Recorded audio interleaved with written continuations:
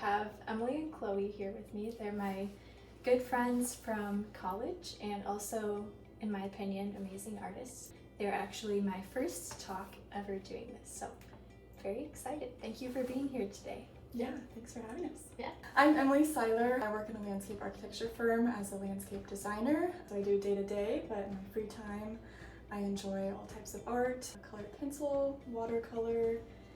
I'm Chloe Gillespie. I work at a multidisciplinary firm as a landscape designer, and like Emily, in my free time I also do all kinds of art. I like oil pastels, watercolor, acrylic, I even do some crocheting. You're both very creative and take that into every aspect of how you approach life. How has your environment shaped you and why you decided to become an artist, a designer, somebody who makes art? Growing up, I was always into art when I was a kid. My mom and my siblings were more musically talented, and I am not musically talented. There's a funny story from when I was in preschool.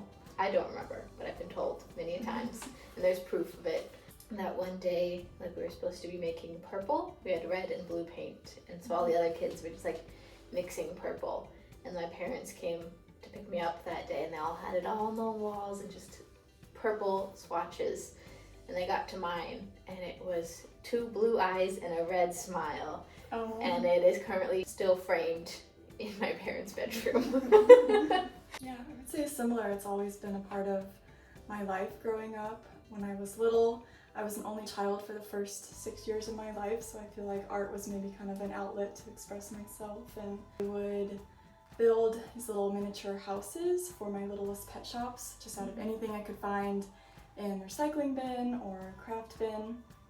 And so that, I think, eventually translated into a love of and passion for design and creating spaces and experiences. As little as for my littlest pet shops, and now it's outdoor spaces for the public and everyone to enjoy. I think also part of my personality, I'm more quiet, and I feel like rather than expressing myself verbally or through talking, I've always found it easier to communicate ideas through drawing and kind of visual communication rather than verbal communication. And I think that has been helpful for me when I feel really stuck of like getting words out. I can just draw, and I feel like it comes across and a lot better. I feel like sometimes it's hard to really dig deep within myself and analyze things, and so for me to have some sort of outward expression where I can work through it in an iterative way, that's how I've used art before, and it's helped a lot. Yeah, definitely. What life events or dreams inspire your art? I think there's kind of 2 ways we could answer that. One with kind of what we do as our professional job in landscape architecture. I find all sorts of inspiration from other projects and outdoor spaces, traveling. And then kind of on personal art, what I do just for fun, and do watercolors as, postcards to send to my family, or kind of inspired by the seasons, and whether it's an invite for Thanksgiving, and find inspiration that way. Yeah, for people's birthdays or like Christmas cards or gifts, I like to make art for them that way. Feels nice to be able to share. I have all these ideas in my head, and so being able to get them out to share and having my family and friends appreciate it is really nice. So it sounds like both of you like to use art as a way to communicate with others. Yeah. Why do you think art matters? Art is literally around you every day, unless you live in a boring white box, but no one does. It just makes life a little easier in some ways. Even if it's abstract art and you don't understand it, it at least makes you think, even if it's just, that's weird. Yeah, I'm still thinking everyone about can it. Interpret it differently and kind of take what they need from it, whether it's maybe it's not necessarily kind of what inspired that, or kind of the message that you put into it, but the message that people get from your art is different based on kind of what their needs and where they're at. It allows people to express ideas and may challenge the way we think about things. It can be like political or social messages. I think it's a good outlet for a lot of people. There's no right way to do art. It can be scary, but it can also be very freeing. Something I struggled with a lot when I was a kid. I had all these visions in my brain of what I wanted to create with my art, but I couldn't do it when I was a kid. I didn't have the skills yet. It is a learning curve to learn that there's no right and wrong things in art. Once you get over that hurdle, it is much more freeing and allows you to express yourself in so many different ways. It makes me think of how, not how everyone was raised, but how some people are raised. You're taught there's a right and a wrong answer. There's something you should be doing, something you shouldn't be doing. Art is an outlet where there's nothing you should or shouldn't be doing, theoretically. That can be scary if all you've known in your life is, I have to do X, Y, Z. Being able to let go is almost a learned skill. Why does mental health matter? You live with your brain every day, so you'd rather live in a nicer environment. Just like how people change their physical environment, you can change your mental environment to be in a better place, which is easier said than done in many cases. I think it's important to talk about because so many people struggle with similar things, and kind of the more you open up and are vulnerable and talk about it with others, it kind of builds a connection because you realize, other people can relate to this and you're not alone. The more you open up and build those connections, I think more connections and relationships help improve mental health. We're kind of all lifting each other up by talking about it. To me, mental health is also huge because it affects the people around you. It's important, in my opinion, to work hard to grow and become better for not just your health, but the health of the people around you. Do you believe there is a correlation between art and healing, and why? Yes. Yeah. The why question.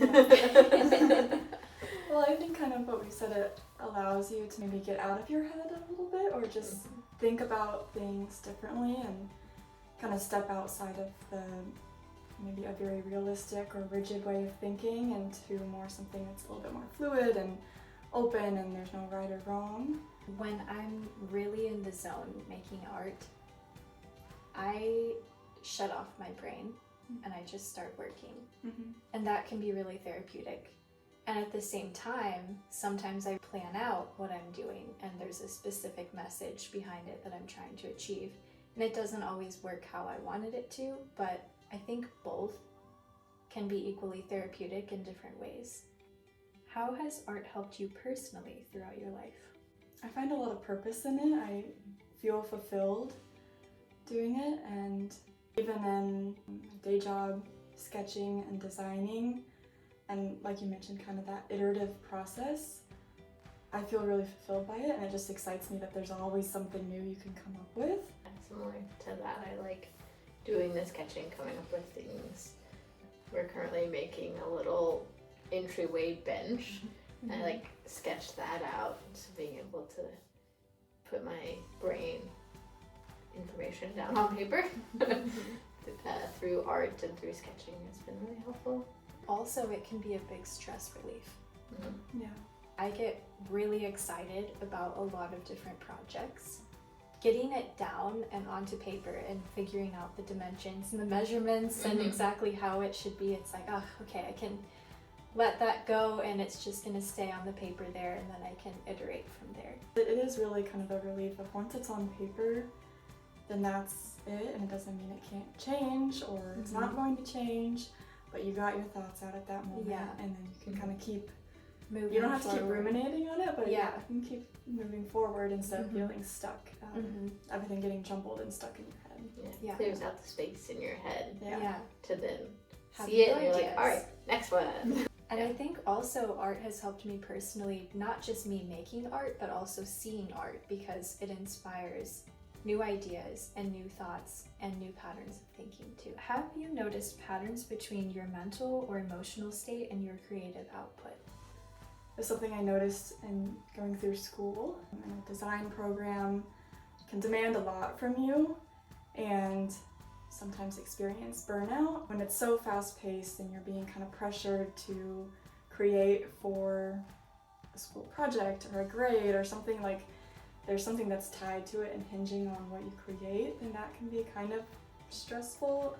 When I do take the time to address something that I'm struggling with mentally, I feel like I'm much lighter to create and more excited to make art. One thing I like about landscape architecture is there is a rational analytic side to things where there's also a creative side, so being able to jump back and forth between those two has been helpful. But if there is something that's really like kind of weighing on me, I do feel like maybe I need to process that before I can go beyond just what I'm doing at work and do art just for fun. The other day I was sitting at work trying to think through something, and I was feeling very overwhelmed, and so I just started doodling with my pen, and it turned into a face, and then added more detail and everything, and then I felt better and I could continue processing. I also write poems, which is a different form of art, and I was going through a very rough patch, and I wrote a very tragic poem, but it really helped me move forward and create better art. If you could design an ideal environment for artists to thrive mentally and emotionally, what would it look like? Something we've learned through school and being in the landscape architecture profession is that green space is really beneficial for mental health. So kind of the art aspect, but also an outdoor space that's lush and green. It depends on what you're inspired by. I think nature-inspired design is great. Love nature-inspired design. But then there's also the urban-inspired design, murals and street art and that kind of art. And how do you balance both being nature-inspired and urban-inspired? It really depends on what type of art you're trying to accomplish. I think in order for an artist to thrive mentally and emotionally, they have to have supportive people around them that want them to make whatever makes them happy, and they need to have the resources to be able to make and to live. I thought of, again, what artists are inspired by, and if some artists are inspired by going through challenges, how do they go through the challenges but maintain their mental and emotional health? Maybe they become inspired by the challenges of other people that don't affect them directly. Yeah. There's no way to not experience life, but how do you stay mentally and emotionally healthy through those experiences? Therapy? Yeah. I don't know. Yeah. There are good parts and there are bad parts of your life. And it's like the ebbs and flows and figuring out how to do art even in your lowest points. It's inevitable that we go through hard things and create art through that, but if you have a community of people kind of surrounding you and supporting you, then that is a beautiful thing that kind of helps you through that. Yeah, and there's opportunities to kind of partner art classes with also mental health discussions. Exactly. Mental health facilities. Yeah. How do you take care of your mental health while working creatively? Sometimes it's going back to the basics, getting enough quality sleep and eating food that's nourishing your body. It's like when you're sleep deprived, you could get it done, it would take you 4 hours. Or you could go sleep for a couple hours, come back, get it done in like an hour when your brain is fresh. A lot of times if I get stuck in a loop and I can't think and I'm like trying to work through it, taking a break and walking through nature, you'd be on that walk and it comes to you and like, oh, I need to go back. Or then you come back and you see your art in a different way. When I was a kid, I was really struggling with the art that I was creating wasn't what I pictured in my brain. I did all that art and I stored it under my bed. Again, in high school, I pulled it out and I was like, this is actually pretty good stuff. And just like being able to take that break from seeing it, and like it can be 20 minutes, it can be 20 years. You come back and be like, why was I so hard on myself? Like this stuff looks great. If art is your full-time job and you work for yourself, you could work on it all day if you wanted to. Maybe setting boundaries of work hours, and then this is when I'm working, and then this is when I take a break from that and do something else. I have my official work hours from 9 a.m. to 5 p.m. That said, I get hyper fixated on things that I'm doing and I lose track of time. So I've had to tell the people around me, hey, can you please come up to me and say, stop working? Mm-hmm. It's still kind of a struggle. Yeah. And it's sometimes about like yeah. perfectionism and wanting to, you Yes. have this, like you were saying, you have this vision in your head of what you want to create. Yes, and like, I And just want to finish it Yeah, now. you want to get there. Your time is valuable. Yeah. And yes, you want to be proud of what you create and do the best you can, but also like setting boundaries and setting stop time. When is enough? Yeah. When is enough? Yeah. Design is never done, but it does have deadlines. What advice would you give to someone who wants to use art as a tool for healing? Be like, Maggie, just do it. Well, kind of like to just start somewhere, and you keep going, and maybe it's not going to be exactly what you picture at the beginning, but at least you started, and you can continue to grow and change. I don't know, the process is probably more where you find healing and relief from anxiety or whatever you're struggling with, rather than the end product. Yeah, just get started. Doesn't have to be good in your eyes, but it's good to someone. Art is subjective, and you could think it's really ugly, but at the same time extremely beautiful. It doesn't have to be physically beautiful to be mentally or emotionally beautiful or to have a message that is beautiful. Just share it with others, and the more you put it out there, maybe it will resonate with people, and then you kind of start to build a community around that, and that community that you build through your art is part of what helps with the healing process as well. Supplies wise, you don't need to have the latest, greatest paintbrushes or paint. You can literally start with a pencil and a paper and just do it. You don't have to have all your things set out. Because I think that's what a lot of people struggle with, not just in art, but in a lot of things. It's like, oh, I need to have all of this set before I can start. But it's just a matter of starting. And you can accumulate all of those supplies and things that you need later. But you will never start if you don't just start writing. Yeah. Thank you so much Thank for you. chatting with me today. And for the people watching, I hope you're able to take something from this conversation, and I hope it makes your life better in some way.